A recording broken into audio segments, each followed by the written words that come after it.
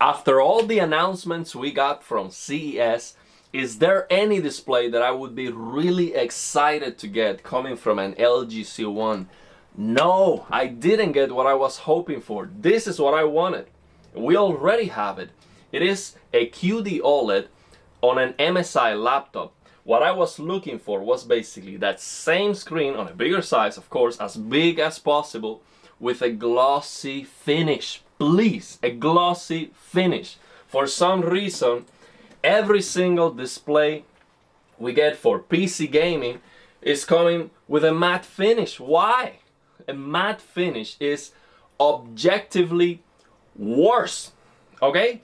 And for some reason, I mean, I love HDTV test, but he is all about being objective and doing, precise measurements. For some reason, he just asked the question here, hey, you are a PC gamer. Do you prefer a matte finish? Because for some reason, these companies, they think that PC gamers want worse picture quality, basically. So he's asking the question. I wish instead he says, no, this is worse. It is worse, and this is why. Like if you have to see it, if you have to appreciate it, it is not an objective measurement, but it is worse. It's just worse. It makes the blacks, it washes out the blacks. It's not good. So this looks horrible. Look at this. This looks bad. So there are some glossy monitors, and I want to give you also my take in this Samsung Odyssey OLED G9, because some of you ask me, and this one has a glossy finish. So I'm gonna talk about that one too. So what am I talking about? Why this is what I was looking for from CES, especially for a monitor. Because this MSI QD OLED monitor has 2 milliseconds of persistence. 2 milliseconds of persistence. So we have now some 240 Hz OLED monitors. They have 4 milliseconds of persistence. Okay, so what does that mean? As a sample and hold display, what is the persistence? What is the pixel visibility time? That is going to determine the motion clarity of the display. The lower the persistence, the lower the pixel visibility time, the better the motion clarity. So what is the pixel visibility time of a sample and hold display? The refresh rate of the display. Why? Because each frame stays on the screen until the new one comes. So if you have 240 frames in 1 second, you divide 1 second and 240, and that result is in seconds, so you multiply that by 1000, so you get the result in milliseconds. So if you have 240, that gives you 4 milliseconds of persistence. So what does that mean? That means that you open the UFO test and you select 240 pixels per second, and that speed is going to look perfectly clear. But this MSI QD OLED laptop is doing PWM, and it is reducing the persistence in half. So at 240 FPS, 240 Hertz, this QD OLED looks like 480, okay? That is absolutely amazing. And actually here, HDTV test, he's saying that this is the smoothest and clearest motion I've ever seen. I don't know why. I guess, so this is my guess, because I haven't seen it, okay? And I'm sure HDTV test, he has tested CRTs, okay? And CRTs, they do have trailing artifacts due to the phosphorus decay, and maybe that's what he's referring to, because he's saying the clearest and smoothest and clearest. Well, he's not saying the cleanest. I can definitely agree with him. That's definitely more clean than a CRT, okay? But a CRT has 1 millisecond of persistence at 60 Hertz, okay? So this one has 2. So the CRT is twice as good, okay?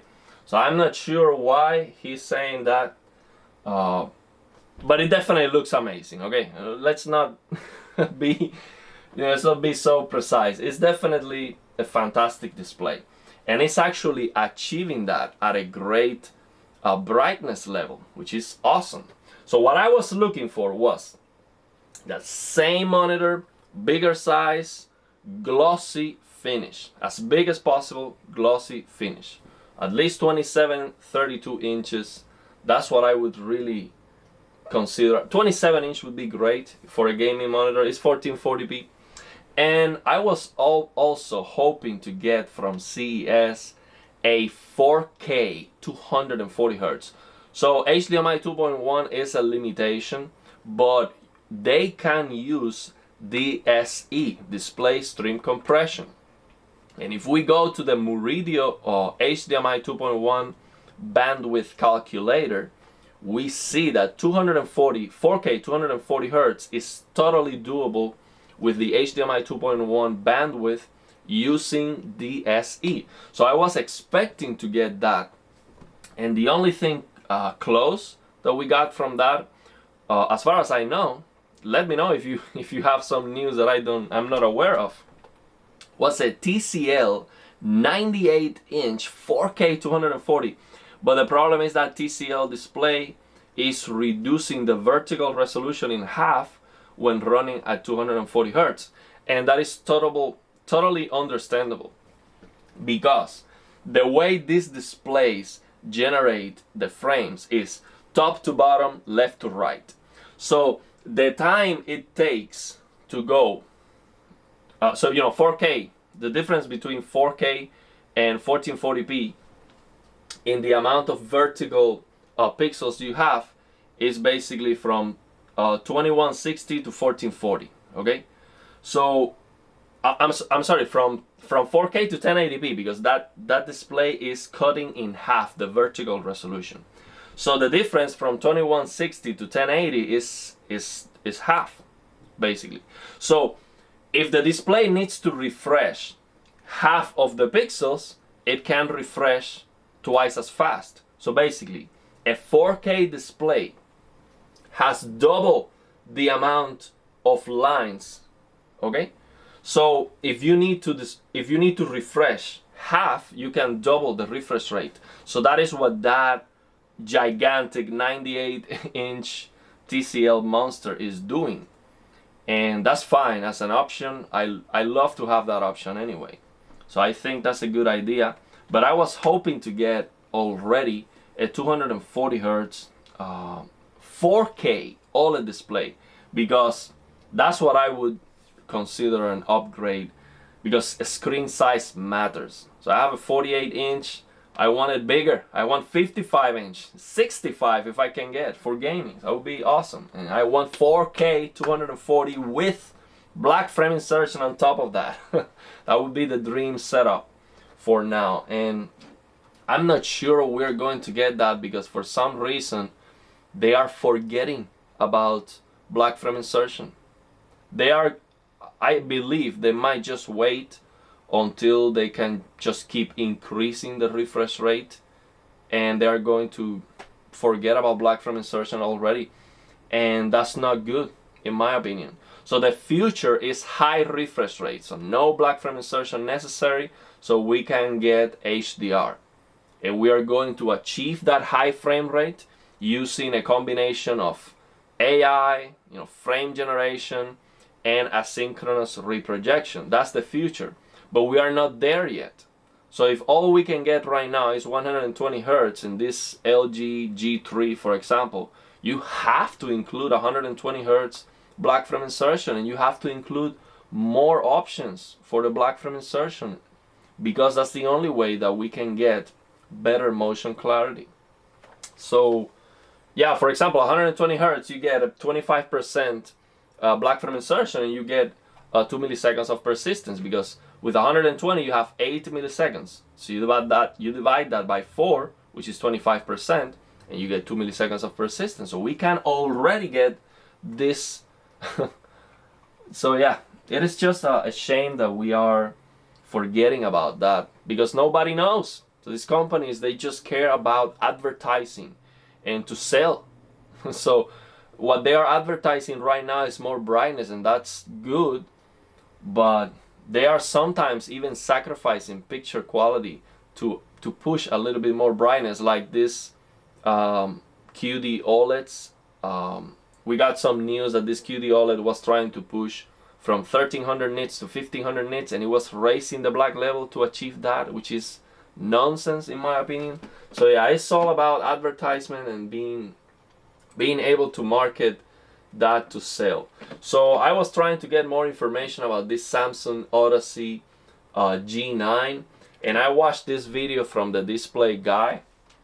I'm gonna have a link in the description of the video, and I am getting conflicting information because he saw the monitor and he's saying, man, this is gonna be great because it's supposed to be brighter.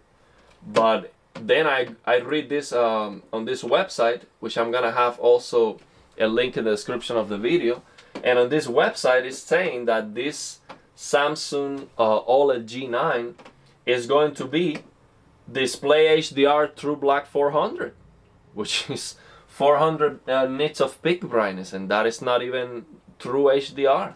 You need 600 nits or more. So that is so weird. Why so low peak brightness for this display? And also, do not confuse this G9 OLED with the G9 LCD, because they are called G9, but you need to look for OLED G9. Odyssey OLED G9. That's the one I'm talking about. So let's take a look at what the display guy has to say about this. I'm gonna have the link of this video, just a short 27-inch 240Hz OLED from LG, and despite talk that it may be using LG's latest MLA panels. So he's talking about the 240Hz Ultra Gear monitor, which promised to be up to 70% brighter. I actually found it to be the dimmest display I've tested yet, and while it does have decent HDR peak brightness, and it was also the fastest display I've ever tested, it had a god-awful semi-matte finish which looked like you wiped your cheeks across the LG C2 after dumping a fat load, and for some reason LG seems to believe gamers prefer a matte finish. So if you... Why? I don't understand why. That's the same thing that HD TV Test is asking in this video. Hey, if you're a gamer, let us know if you prefer a matte finish. I don't know why. Look at this comment here from HD TV Test video. I would always pick glossy over matte finish. It is not worth to have worse finish just to combat glare some of the time. And this has 73 likes. So here's another comment. A glossy panel would take me. Go for the purchase. So people want glossy. I don't know why they keep doing this crap. It's insane. So let's see what he has to say about this the Samsung Odyssey. Would like them to create a glossy panel, please let them know in the comments below and why. But this is where I believe the OLED G9 will for most be a much better option. Since it's quantum dot OLED, we can expect eye-searing brightness that will absolutely smash the LG panel. And so that's expected. I agree with him, but why, if we are expecting eye-searing brightness from this Odyssey G9, why I'm getting here this display 400 certification? That doesn't seem right. This article is from Notebook. CES 2023 Samsung Odyssey OLED G9 49-inch OLED monitor with 240Hz refresh rate. This is not good. So somebody asked me, hey, give me your take on that Odyssey G9. If it has 400 nits peak brightness, no, absolutely no, because this is going to cost like $2,000, okay? And this is 32 by 9, 5120 by 1440. So let me show you what 5120 by 1440 is going to give you at 240 Hertz. So this is the motion clarity that you're going to get in that display. So you will see the UFO test or any object when you're playing your games. If you're panning the camera, you will be able to get perfect motion clarity with an object moving this fast on the screen. So I did the math, and this is how fast you can move an object on the screen on that display and still get perfect motion clarity. That's not very fast because you have a lot of pixels, okay? But you can also look at it in a different way, which is basically, because it is so much wider, the screen, you don't have to move on the games as much. But also my take on, I'm gonna just leave it so you see how fast it is. So my take on ultra wide is basically you either love it or you hate it.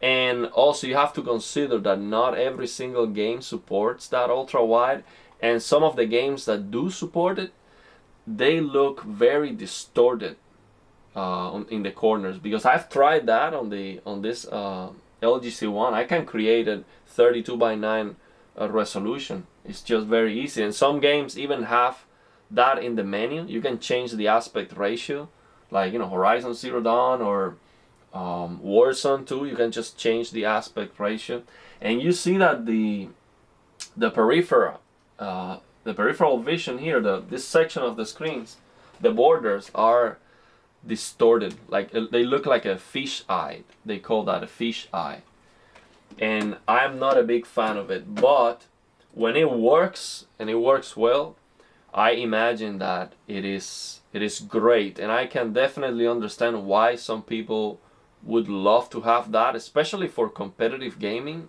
That would be a killer display. And the best thing about this Odyssey G9 is that it has a glossy finish. It comes with a glossy finish. Let's hear it here. And with a glossy finish, you'll also get a far more clear and vibrant picture. But it has a glossy finish. So that's all I have for you. I know what you're thinking. That's all I have for you here. Let me know your thoughts and opinions. Again, I'm not asking for a 1000 hertz display yet. I'm just asking for something I know we can get because we already have it. Okay, just something that already exists. I am asking for the G3, for this new LG TVs, to come with a feature that they already have. They already have 120 hertz BFI from the C9, I believe, or maybe even before that. So the C9 has 120 hertz black frame insertion. The CX has that. The C1 has it. Why? They just stopped doing it to save money, to save some pennies, to make more money, because people don't know about the feature. They cannot advertise that because, or they don't want to advertise that for some reason. And yeah, it's just crazy, man, that they just eliminated that. And also the interesting thing about this MSI QD OLED display is that it is bright. So it has this PWM that is reducing the persistence in half, but at full brightness. So it is not like a feature you have to turn on and it makes the display dimmer. That's just the way the display is. And that's very interesting, because it is an HDR display that basically has PWM and it is HDR. So it is following PQ. This is awesome. This is what I was looking for, and unfortunately we're gonna have to wait for that, but I guess it's going to happen. It's inevitable because we already have it. Why not? So yeah, let me know your thoughts and opinions, and if you have any questions.